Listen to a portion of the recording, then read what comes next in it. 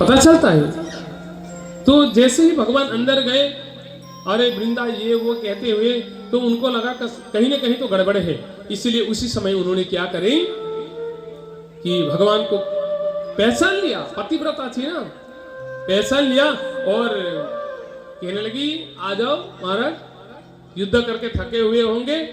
बोले हाँ देवी अभी थका आ रहा हूं। जैसे ही अंदर एक कमरे पर भगवान गए तो वृंदा ने बाहर से बंद कर दिया। लो बाहर से बंद कर दिया। अरे मैं पतिव्रता स्त्री हूं, मैं जानती हूं आप छलिया विष्णु हो। पहली बार तो पहचान लिया उन्होंने, आप विष्णु हो। तो उसके बाद जब देखा कि सब कुछ गड़बड़ है, जालंधर आया। जालंधर आते ही जैसे ही दरवाजा खोल लिया दिखाने के लिए, वृंदा ने महाराज आपको पता है, जाइए जाकर देखिए यहाँ पर विष्णु भगवान बैठे हैं। तो भगवान उसी समय सोच रहे थे मैं कब भाग जाऊं। जैसे ही दरवाजा खोल दिया, छोटे बनकर भगवान वहां से निकल गए। सोचने लगे वाह ये वृंदावन, ये वृंदा पतिव्रता है। फिर भी कोई बात नहीं, ठीक है। उसी ही समय पुनः एक बार भगवान भोलेनाथ के साथ जालंधर युद्ध करने के लिए चला गया। उस समय भगवान ने सोचे कि अब देखते हैं जालंधर का स्वभाव कैसा है। जब ये घर पहुंचता है तो वह क्या कहता है अपनी पत्नी से, सीखना है ना। ऐसा थोड़ी ना है कि कोई भी जाकर कुछ भी दिखा सके। जितने सुंदर बन आप भगवान बन सकते हो दिखाने के लिए, लेकिन उनका स्वभाव तो लेके नहीं आ सकते ना। हम लोग किसी आदमी को रूप धारण कर सकते हैं थोड़ा बहुत पेंटिंग करके, लेकिन उनका स्वभाव तो अंदर से प्रकट होना होता है। इसलिए भगवान ने देख लिया, देखते हैं ये जालंधर का स्वभाव कैसा है, वो आकर क्या कहेगा, क्या कहता है, पानी मांग लेता है, जो भी हो, जो स्वभाव था बिल्कुल भगवान ने छुप कर देख लिया।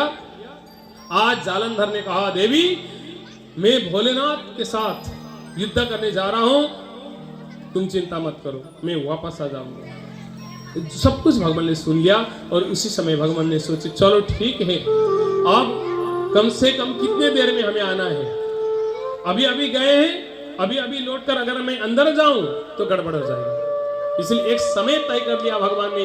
युद्ध के बाद कितना समय लगता है वो तय करने के बाद भगवान, उधर अंतिम समय हो रहा था युद्ध का, और भगवान दौड़कर आए जालंधर बनकर और हंसते हुए कहा देवी तुम्हारे आशीर्वाद से आज मैंने भोलेनाथ को जीत लिया।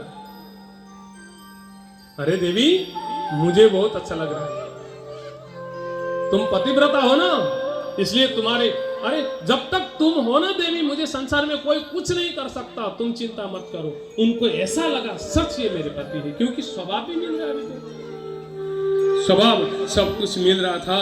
इसलिए भगवान ने उसी समय पतिव्रता जैसे ही भंग करे तो जालंधर को भगवान भोलेनाथ ने बाण से मारे, त्रिशूल से मारे और समाप्त कर दिया। जब वो मर गए तो भगवान ने असली रूप वहां पर दिखाया।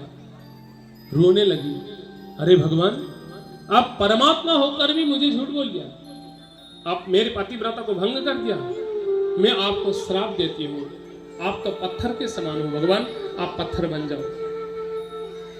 भगवान ने कहा देवी तुम्हें मैं बहुत प्रेम करता हूं, तुम्हें पता है तुम मेरी प्रिया हो।